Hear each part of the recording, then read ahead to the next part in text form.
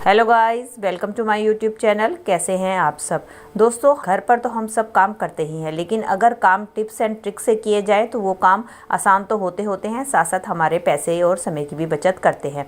इसी तरह की यूज़फुल टिप्स लेकर मैं आपके लिए हाजिर हो गई हूँ। चलिए देर न करते हुए आज की वीडियो शुरू कर लेते हैं और देख लेते हैं कि वो टिप्स कौन सी हैं। चलिए फ्रेंड, मेरी पहली टिप होने वाली है पर्दों को लेके।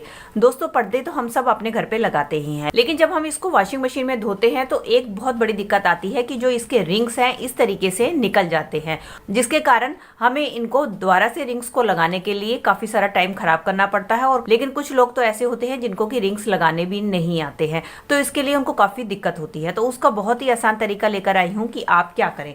इसके लिए आप ले लें कोई भी सॉक्स जो कि हमारे घर पे बेकार होती है, जिनका इलास्टिक खराब हो जाता है या फट जाती हैं, जिनको हम फेंक देते हैं। तो उसके बाद आपने क्या करना है कि आपने जो पर्दे हैं उनको अच्छी तरीके से आपने इस तरीके से इकट्ठा कर लेना है। और इकट्ठा करने के बाद आपने लेनी है ये सॉक्स, और सॉक्स को लेने के बाद आपने इस सॉक्स को इस पर्दे के रिंग्स के ऊपर इस तरीके से पहना देना है।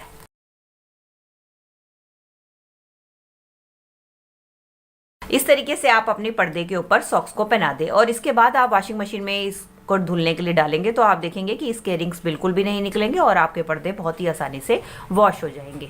चलिए फ्रेंड, देख लेते हैं अगली टिप को। मेरी अगली टिप होने वाली है अखरोट को लेके। दोस्तों, अखरोट तो हम खाते ही हैं, लेकिन क्या करते हैं हम इनके छिलके जो है उठाकर फेंक देते हैं, जबकि ये छिलके हमारे लिए बहुत ही ज़्यादा फायदेमंद होते हैं क्योंकि ये काफ़ी सारे पोषक तत्वों से भरपूर होते हैं। तो आज इनका बहुत ही बढ़िया इस्तेमाल मैं आपको बताने वाली हूँ। तो इसके लिए मैंने ले लिया है एक पतीला, और इसके बाद हम क्या करेंगे, इस पतीले में डाल देंगे 1 गिलास पानी, और इस पानी को हम अच्छी तरीके से उबाल लेंगे। जब ये पानी उबल जाएगा तो हम क्या करेंगे, इन छिलकों को इस पानी के अंदर डाल देंगे और इसको कम से कम 15-20 मिनट के लिए उबालेंगे। ऐसा करने से क्या होगा कि इस अखरोट के छिलकों का सारे जो पौष्टिक तत्व है हमारे पानी में आ जाएंगे।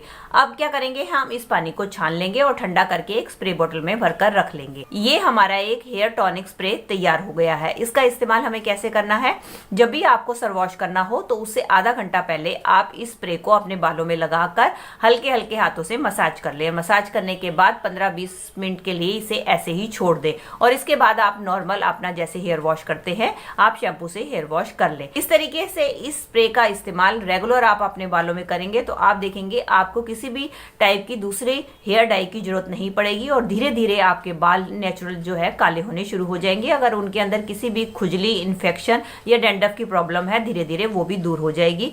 और इस पानी का इस्तेमाल आप अपना मेहंदी का पैक बनाने में भी यूज कर सकते हैं। चलिए फ्रेंड, बढ़ते हैं अगली टिप की तरफ। दोस्तों, पूरियां तो हम सब अपने घर पे बनाते ही हैं, और पूरियां बनाने के लिए अक्सर हम बेलन का इस्तेमाल करते हैं। क्या कभी आपने पूरियां बनाने के लिए चार्जर का इस्तेमाल किया है? नहीं तो आज मैं आपको बताऊंगी कि आप चार्जर की मदद से ढेरों पूरियां मिनटों में कैसे बनाकर तैयार कर सकते हैं, वो भी बिना बेलन के लिए। उसके लिए आपने कोई भी चार्जर लेना है, और उसके बाद हमें जरूरत होगी इस तरीके से, हमें जरूरत होगी किसी भी कंटेनर के कैप की। अब हमें क्या करना है, इस चार्जर को हमें इस कैप के ऊपर इस तरीके से चिपका देना है।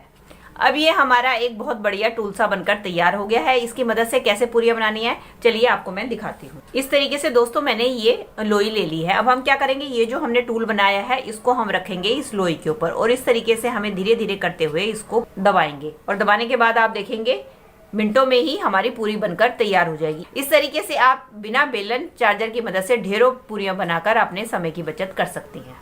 चलिए फ्रेंड, बढ़ते हैं अगली टिप की तरफ। मेरी अगली टिप होने वाली है आटे को लेके। दोस्तों, जब हमें ढेर सारा आटा छानना होता है तो उसके लिए हम बड़ी छन्नी और बड़े बर्तन का इस्तेमाल करते हैं, लेकिन कई बार हमें थोड़ी क्वांटिटी में आटा छानना होता है और हमारे पास बर्तन भी इस तरीके से छोटा होता है। तो अगर हम बड़ी छन्नी का इस्तेमाल करते हैं तो हमारा आटा जो है बाहर बिखर जाता है और सारा आटा वेस्ट हो जाता है। तो उसके लिए बहुत ही यूजफुल ट्रिक मैं आपके लिए लेकर आई हूँ कि अगर आपको छोटे बर्तन में थोड़ी क्वांटिटी में आटा छानना है तो आप क्या करें, तो आप बड़ी छन्नी की जगह आप इस तरीके की छोटी वाली चाय छन्नी का इस्तेमाल करें। उसके बाद जो भी आपने आटा छानना है आप इस तरीके से छन्नी में डालें, तो आप देखेंगे इसकी मदद से आप बहुत ही आसानी से छोटे बर्तन में चाय छन्नी की मदद से आप बहुत थोड़ा क्वांटिटी में भी आटा बहुत ही आसानी से छान पाएंगे। इस तरीके से आप देख सकते हैं कि छोटी छन्नी से हमने कितनी छोटे से बर्तन में बड़ी आसानी से आटा छान लिया है।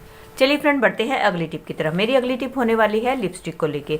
दोस्तों, सर्दियों में ज़्यादातर हम ग्लॉसी लिपस्टिक का इस्तेमाल करते हैं क्योंकि वो हमारे लिप्स को जो है हाइड्रेट करके रखती है। लेकिन कई बार क्या होता है कि हमारे पास ग्लॉसी लिपस्टिक नहीं होती, तो हमें इस तरीके की मैट लिपस्टिक का यूज़ करना पड़ता है। लेकिन इसके कारण एक दिक्कत आती है कि मैट लिपस्टिक के कारण हमारे लिप्स जो है काफ़ी ड्राई हो जाते हैं। तो उसके लिए बहुत ही बढ़िया ट्रिक लेकर आई हूँ कि अगर आपके पास ग्लॉसी लिपस्टिक नहीं है तो आप अपनी मैट लिपस्टिक को ही कैसे ग्लॉसी बना सकते हैं। उसके लिए आप क्या करें, आप लें अपनी लिपस्टिक जो भी आपने लगानी है और उसके बाद आप लिपस्टिक को लगा लें अपने लिप्स पे। अब आपने क्या करना है, आपने लेनी है वैसलीन। आप लें वैसलीन और उसके बाद आपने लेना है एक ब्रश, और ब्रश की मदद से आपने क्या करना है, इस तरीके से ब्रश के ऊपर वैसलीन को लगा लेना है। अब आपने जहाँ भी आपने लिप्स के ऊपर लिपस्टिक लगाई है उसके ऊपर इस तरीके से आप ब्रश से जो है वैसलीन को कोट कर दें। वैसलीन लगाने से क्या होगा कि आपके लिपस्टिक जो है मैट से ग्लॉसी में कन्वर्ट हो जाएगी और ये आपके लिप्स को बिल्कुल भी ड्राई नहीं करेगी और आपकी काफ़ी देर तक लिप्स जो है हाइड्रेट रहेंगे।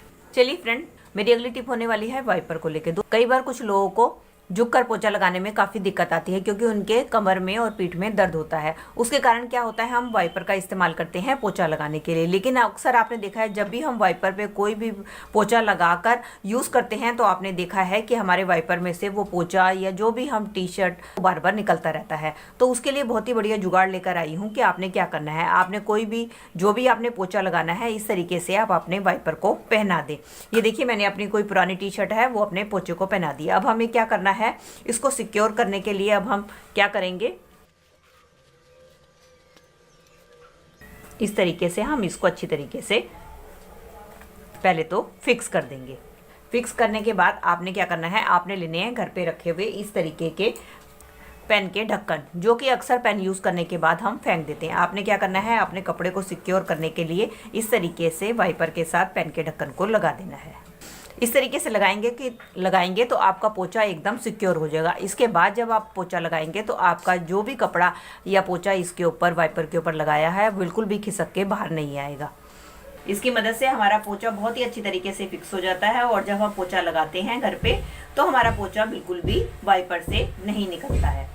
और कई बार हमें अपने घर की टाइलों की या दीवारों की सफाई करनी होती है जो कि हमारी पहुंच से ऊंची होती है, तो वहां पर भी हम इस तरीके से वाइपर के ऊपर ढक्कन का इस्तेमाल करके उनको बहुत ही आसानी से क्लीन कर सकते हैं।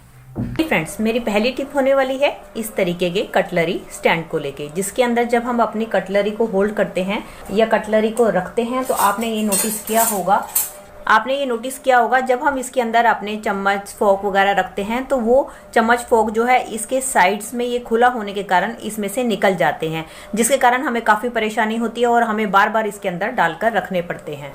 तो उसके लिए बहुत ही बढ़िया ट्रिक शेयर करने वाली हूँ। तो आप क्या करें, उसके लिए आप कोई भी इस तरीके की बॉटल लें। बॉटल को आप अपने कटलरी होल्डर के हिसाब से देख लें कि अगर आपका बड़ा है तो आप बड़ी बोतल लें, अगर आपका कटलरी होल्डर छोटा है तो आप छोटी बोतल का इस्तेमाल करें। ऐसा करने के बाद क्या करें, आप इसको इस तरीके से इसके साइज के हिसाब से लंबाई में कट कर लें। इस तरीके से बोतल को कट करने के बाद अब हम क्या करेंगे, इस बोतल के जो कटा हुआ हिस्सा है हम अपने कटलरी होल्डर के अंदर डाल देंगे। ये देखिए, मेरी बोतल थोड़ी सी छोटी थी इसलिए आपको साइड में गैप लग रहा होगा। आप अपनी जो कटलरी होल्डर के हिसाब से बड़ी बोतल को ही ले। इसके बाद अगर आप इसके अंदर इस तरीके से स्पून वगैरह डालकर रखेंगे तो आप ये देखेंगे कि स्पून इसके अंदर टिके रहेंगे, आपके इन ये जो साइड्स की जो खाली जगह है उससे बिल्कुल भी बाहर नहीं आएंगे और आपका टाइम भी काफ़ी सारा बच जाएगा। और अगर आपके पास छोटी बोतल जैसे मैंने ली है तो आप जो थोड़े बहुत बड़े वाले स्पून्स या हमारी कड़छी होती हैं उनको आप इसके साइड में डालकर भी रख सकते हैं, क्योंकि ये कड़छी चम्मच जो बड़े वाले होते हैं वो हमारे इसके साइड में से निकलते नहीं हैं। तो दोस्तों, ये थी मेरी वीडियो। आई होप आपके लिए यूजफुल रही होगी। अगर दोस्तों आपको मेरी वीडियो जरा सी भी हेल्पफुल लगी है तो प्लीज़ इसे एक लाइक, शेयर और कमेंट कीजिएगा। और इसी तरीके की और भी यूजफुल वीडियो देखना चाहते हैं तो बेल आइकन के साथ मेरे चैनल को सब्सक्राइब कर सकते हैं। चलिए दोस्तों, मिलती हूँ अगली वीडियो में। Till then take care and bye bye. Thanks for watching.